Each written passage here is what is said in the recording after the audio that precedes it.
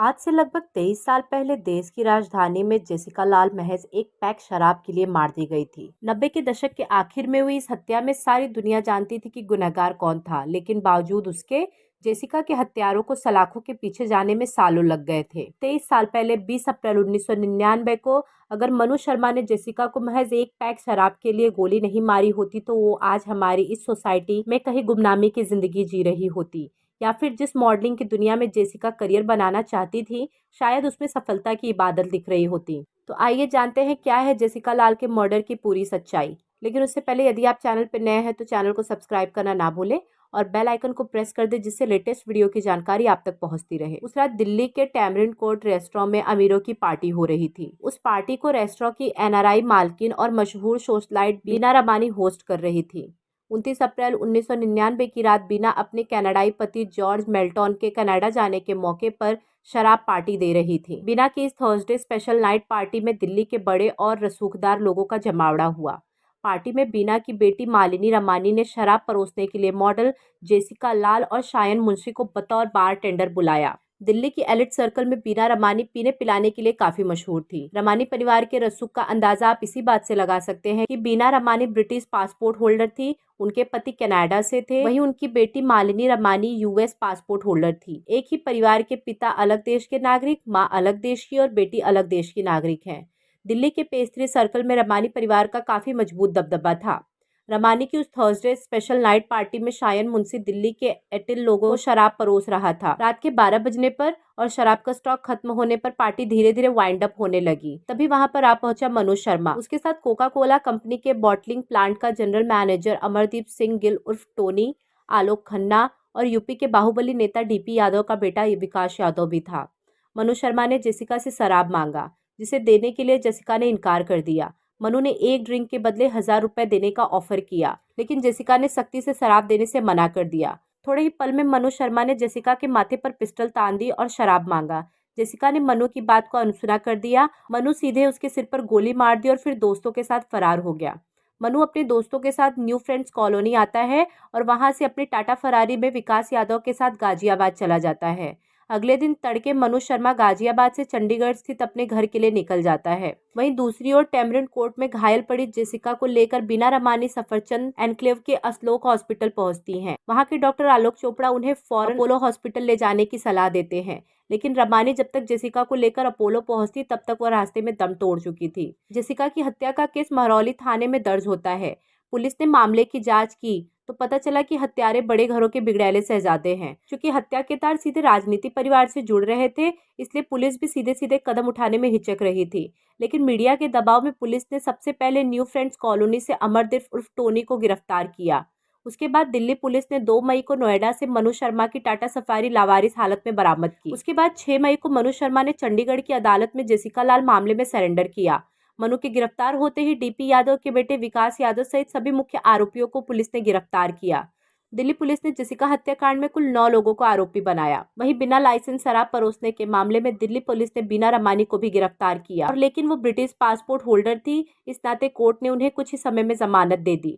Delhi police ने Patiala house court में Jessica लाल हत्याकांड की चार्जशीट पेश की। इस केस में मुख्य गवाह थे शायन मुंशी, करण राजपूत और शिवदास। शायन मुंशी तो जेसिका के साथ ही शराब परोस रहा था। करण राजपूत रेस्टोरेंट के मैनेजर का मामा था और इत्तेफाक से उस रात मौकाए वारदात पर मौजूद था।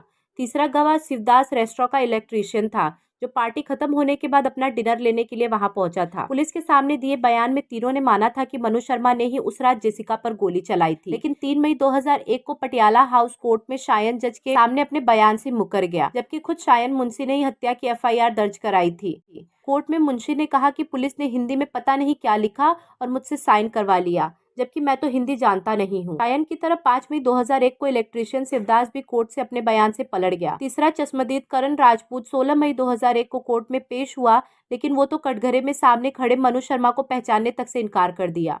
लेकिन बीना रमानी ने 6 जुलाई 2001 को, उनकी बेटी मालिनी रमानी ने 12 अक्टूबर 2001 को और बीना के कनाडाई पति जॉर्ज मेल्टन ने 17 अक्टूबर 2001 को कोर्ट में मनु शर्मा की शिनाख्त और जेसिका लाल के हत्यारे के तौर पर। इसके बाद भी जेसिका की बदकिस्मती रही कि पटियाला हाउस कोर्ट ने मालिनी रमानी, बीना रमानी और उसके पति जॉर्ज मिल्टन के बयान को संज्ञान में नहीं लिया। मामले की लंबी सुनवाई चली और 21 फरवरी 2006 को पटियाला हाउस कोर्ट के जज SL भयाना ने अपने फैसले में सबूतों के अभाव और सरकारी वकीलों के कमजोर दलीलों को हवाला देते हुए मनु शर्मा सहित सभी आरोपियों को जेसिका हत्याकांड से बरी कर दिया। पटियाला हाउस कोर्ट के फैसले से जेसिका की बहन सबरीना लाल सदमे में आ गई, क्योंकि जेसिका की बहन सबरीना लाल कोर्ट में अकेली ऐसी महिला थी जो कोर्ट में रसूखदार परिवारों के सामने मजबूती से केस लड़ रही थी। लेकिन सबरीना ने हार नहीं मानी और उनकी इस लड़ाई में मीडिया ने भी जमकर उनका साथ दिया। आखिरकार 13 मार्च 2006 को दिल्ली पुलिस ने पटियाला हाउस कोर्ट के फैसले को दिल्ली हाई कोर्ट में चैलेंज किया। दूसरी ओर एक मैगजीन ने एक न्यूज चैनल के साथ मिलकर शायन मुंशी समेत सभी मुख्य गवाहों का स्टिंग किया। स्टिंग में शायन ने ऑन कैमरा कहा कि उसकी हिंदी बहुत अच्छी है और वह हिंदी लिख सकता है, बोल सकता है और समझ सकता है। दूसरा गवाह करण स्टिंग से पहले ही शराब की लत के कारण मर चुका था, लेकिन उसके जानने वालों ने कैमरे के सामने कहा कि पटियाला हाउस कोर्ट के बयान से पलटने के लिए मनु शर्मा के पिता ने उसे लाखों रुपए दिए और चंडीगढ़, मनाली सहित नेपाल की सैर कराई थी। तीसरा गवाह शिवदास कैमरे के सामने तो नहीं आया, लेकिन उसने माना कि हत्या मनु शर्मा ने ही की है। इतना ही नहीं, मनु शर्मा को केस से बचाने के लिए उसके पिता विनोद शर्मा बकायदा जेसिका लाल के घर भी गए थे और परिवार को सेटलमेंट करने की कोशिश की थी। स्टिंग ऑपरेशन के ऑन एयर होते ही पूरे देश में बवाल मच गया और आम लोग दिल्ली की सड़कों पर जेसिका के लिए इंसाफ मांगने के लिए उतर गए। उसके बाद 3 अक्टूबर 2006 को दिल्ली हाईकोर्ट ने तय किया कि जेसिका मामले की सुनवाई रोजाना होगी। हाईकोर्ट में जस्टिस RS सोढ़ी और जस्टिस PK भसीन की बेंच मामले में 18 दिसंबर 2006 को अपना फैसला सुनाया और तीनों आरोपियों मनु शर्मा, विकास यादव और अमरदीप सिंह गिल को जेसिका लाल के हत्या में दोषी करार दिया। कोर्ट ने इस मामले में अन्य 6 आरोपियों को बरी कर दिया। फैसले में दिल्ली हाईकोर्ट ने मनु शर्मा को जेसिका की हत्या के लिए उम्र कैद और 50,000 रुपए के जुर्माने की सजा सुनाई। वहीं अन्य दोषियों अमरदीप सिंह गिल और विकास यादव को 4 साल की जेल की सजा और 3,000 के जुर्माने की सजा दी। इस पूरे मामले में सबसे ज्यादा हैरत की बात यह है कि जेसिका मामले में सजा पाने वाला विकास यादव वह अभियुक्त है जिसने जेसिका लाल मर्डर केस में जमानत पर रहते हुए नीतीश कटारा का मर्डर किया था। नीतीश कटारा विकास यादव की बहन भारती यादव से प्यार करता था। मनु शर्मा ने हाई कोर्ट के फैसले के खिलाफ 2 फरवरी 2007 को सुप्रीम कोर्ट में अपील की।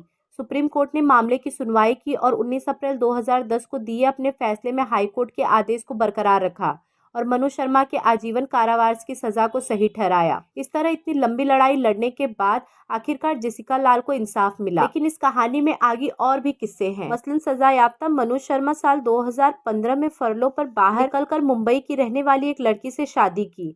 साल 2018 में जेसिका लाल की बहन सबरीना लाल ने कहा कि अगर दिल्ली सरकार मनु शर्मा को रिहा कर देती है तो उसे कोई आपत्ति नहीं है। तिहाड़ जेल में जिंदगी के लगभग 16 साल काटने के बाद मनु शर्मा को दिल्ली सरकार जून 2020 में अच्छे आचरण के आधार पर रिहा कर दिया। मनु शर्मा आज आजाद जिंदगी जी रहा है, लेकिन 15 अगस्त 2021 को जेसिका के लिए लंबी कानूनी लड़ाई लड़ने वाली सबरीना लाल का लंबी बीमारी के बाद निधन हो गया। जेसिका लाल हत्याकांड पर बॉलीवुड ने नो वन किल्ड जेसिका नाम से एक फिल्म भी बनाई, जिसमें रानी मुखर्जी और विद्या बालन ने मुख्य किरदार अदा किया है। धन्यवाद।